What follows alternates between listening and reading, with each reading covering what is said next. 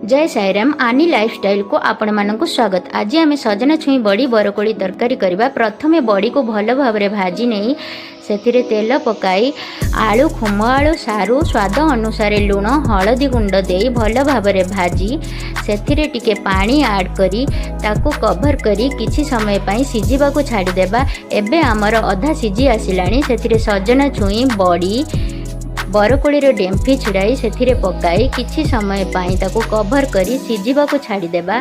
एबे आमर तरकारी सिझी गलानी से सोरिष तेल पंच फुटण 2टी सुखिला लंका कटा पियाज 4-5टी रसुणर छेचा कलर आनिबा से टिके काश्मीरी चिली पाउडर देई से सीझा तरकारी को पकाई किछि समय पाई फुटिबा को छाड़ी देबा। एबे आमर तरकारी रेडी हो गलानी से धनिया पत्र जीरा पाउडर देई सर्व कर दे।